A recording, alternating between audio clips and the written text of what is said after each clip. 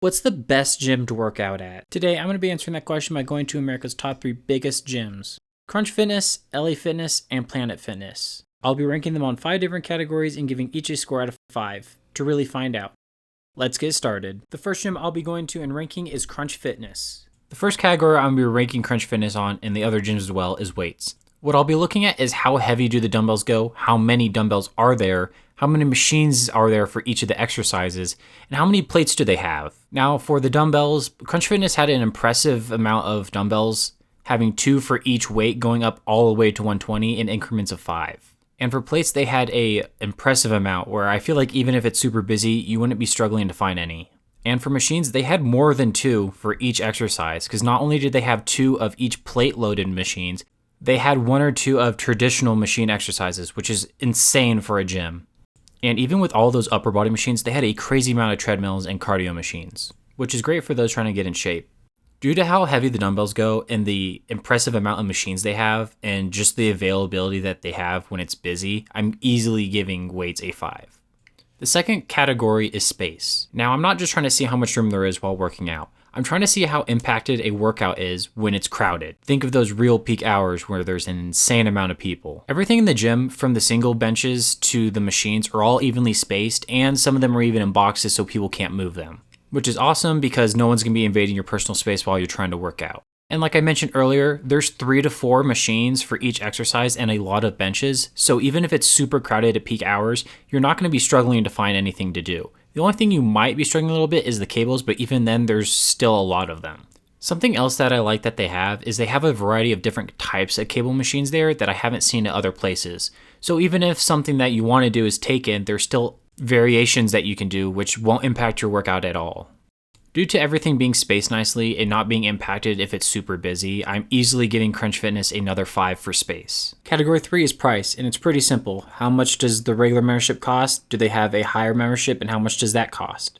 And I'll be going over how much it costs a month and how much it costs for the total year. Now, Crunch Fitness has 3 different memberships. The base one, which just gives you gym access, is $10 a month. Their peak version, which gives you access to their fitness classes, is $25 a month. And the one that gives you access to not only their relaxation services, but allowing you to bring a friend whenever you want, is $30 a month. However, it does depend on location. As I found at other locations, it's about $5 more, and in some rare cases, $10. This makes the yearly cost for the base either $120 or $180, and for the highest membership, $340 to $428. Once again, depending on the location. Crunch Fitness has low membership prices, but because it depends so greatly on where you're at and what branch you're going to, I'm gonna have to give it a 4 for price. Next is lighting. How flattering is the light there? But also, where are the mirrors? Can we see myself in the mirror when I'm doing exercise? Because it's really important to be able to see yourself to make sure that you're doing it correctly.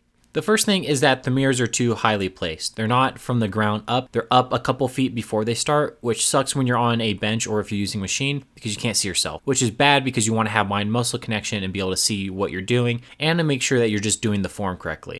But with that, the lighting is actually really good. They got some nice top-down lighting, which is really good for flexing because it creates some shadows on like your biceps and in the divots so you can really see your muscles and they pop, which is motivating. But it also helps you with your form because if you don't see what you're doing, you could be doing the exercise wrong and missing out on gains or hurt yourself. Due to the good lighting but the bad mirror placement, I'm giving lighting a 3.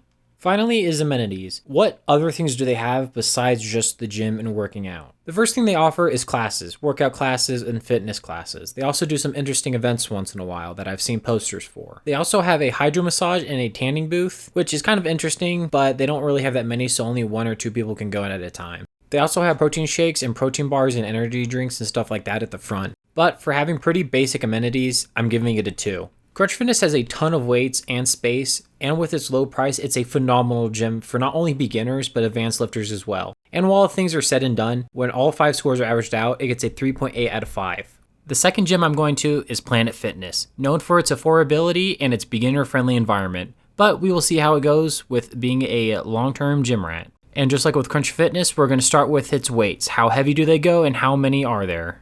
And first off is their Smith machines. They had a lot of these, mainly because they don't actually have any normal benches and Smith machines are a lot more user-friendly, but there was still an insane amount here. Even with all those Smith machines, they only had 1 of the normal machine exercises. They only had 1 shoulder press, 1 row, 1 chest press, which Makes a little sense since it has so much Smith machines, but if you don't want to do a Smith machine, you're kind of out of luck. However, they did have a lot of cables, so if you wanted to do cable exercises and not machine presses, there was definitely enough for a lot of people to be doing stuff at once. But the main downside is definitely their dumbbells. It only goes to 75, which if you're a beginner to an intermediate lifter, that's definitely enough. But if you're an advanced lifter in that top 50%, that's probably not going to be enough to do flat press, which is a better exercise. And since there's no actual benches around and there's only Smith machines, you're kind of limited on what you can do once you get into the more advanced lifting. In the weight category, I'm giving Planet Fitness a 2 because their dumbbells don't go heavy enough and they really have too many Smith machines and not enough regular machine exercises. And because of that, it's really restricted on what you can do, which is kind of a poor thing to have when you're at a gym and especially when you get to advanced lifting. Now to rank the space and how crowded it is. For space, there's definitely a lot between all the different machines there are and the benches there are and the treadmills, because Planet Fitness is a no judgment free zone and they want people to feel comfortable. So they make sure to space everything properly so no one gets uncomfortable with how close others are. The second part of the space criteria is how crowded it gets and how available the machines are. Now, I went later in the afternoon and this gym is open 24/7. It also depends on the location you're at, but for me, it wasn't that bad. However, since there's kind of a scarce amount of machines as there is and only a lot of Smith machines, I imagine when it's busy, it's kind of hard to figure out what to do. And since there's not a lot of variety, you're kind of stuck. And for that reason, it takes it down to a 4. I would have given it a 5, but I feel like if it is really crowded, you're going to be struggling on figuring out what to do. But the space of there not being people near you is really nice. And since the gym's 24/7, you can kind of go really late if you want to. And for that reason, mainly, I'm giving this a 4 out of 5. Now for the price.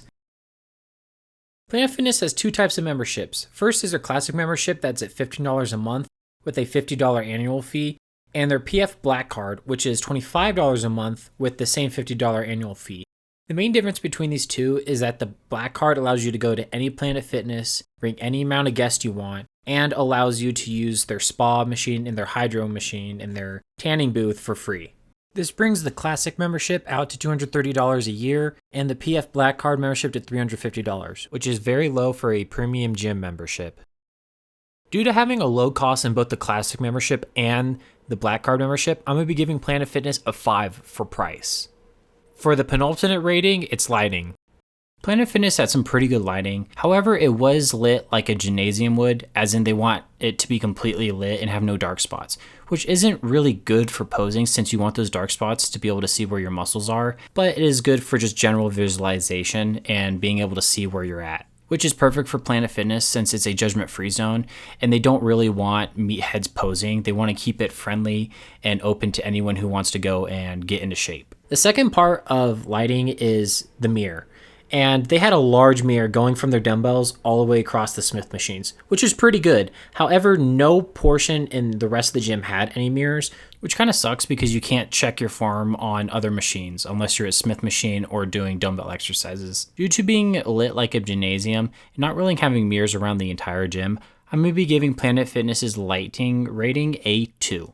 For the final category, it's amenities. So basically, what does Planet Fitness have besides just the gym? To start things off, it's their Black Card Spa, where inside they have a variety of state-of-the-art massage machines and a tanning booth if you want to get a spray-on tan. And something else that they have in there that I think other places don't is the hydro massage, which is just a water massage bed that uses pressure from water jets to massage different areas of the body, which is called hydrotherapy, and apparently it's really good for muscle recovery.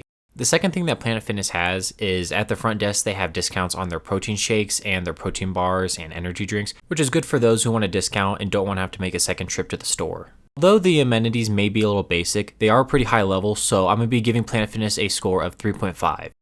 Working out at Planet Fitness was pretty cool because of how open it was, and that's something new to me. However, only having Smith machines and the dumbbells only going to 75 wasn't really the best for someone like me who's been working out for a while, but I imagine if you're a beginner, it's the perfect place.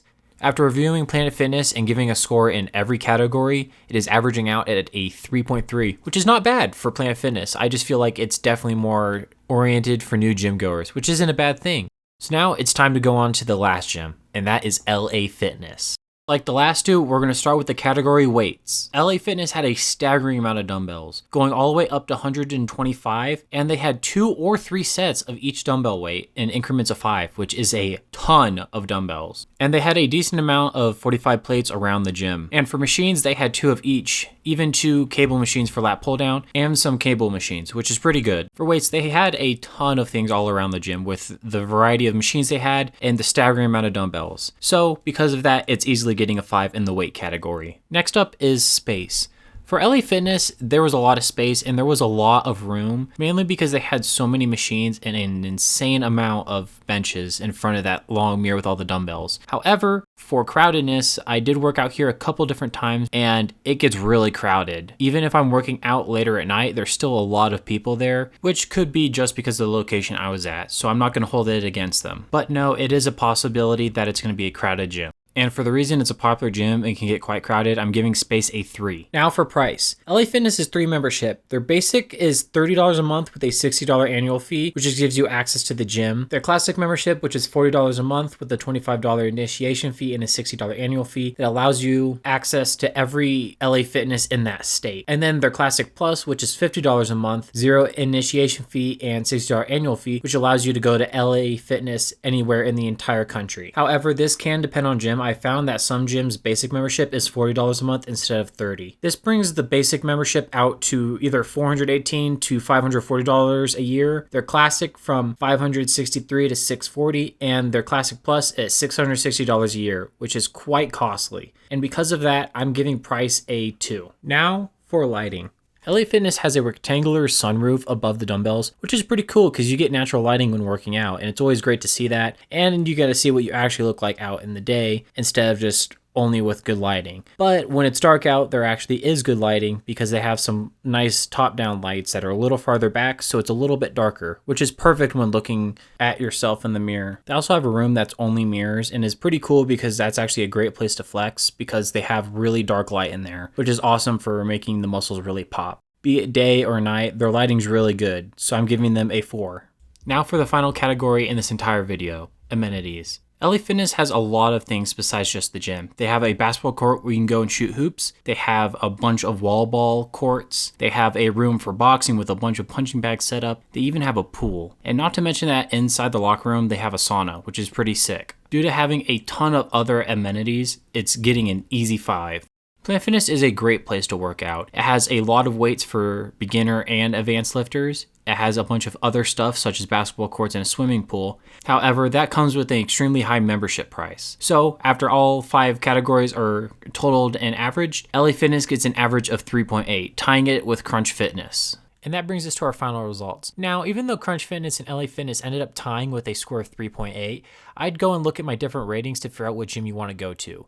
Mainly because LA Fitness has high price, but a lot of amenities, where Crunch Fitness had low price, but not all that much extra stuff. If I had to pick one gym to work out at the rest of my life, I would definitely choose Crunch Fitness. It's super cheap, and I don't really need all those extra amenities that LA Fitness and Planet Fitness provide. I just think it's the best bang for your buck, and you can definitely get extremely strong there. I hope you enjoyed this video. Don't forget to follow and comment down below what gym should I go to and try next.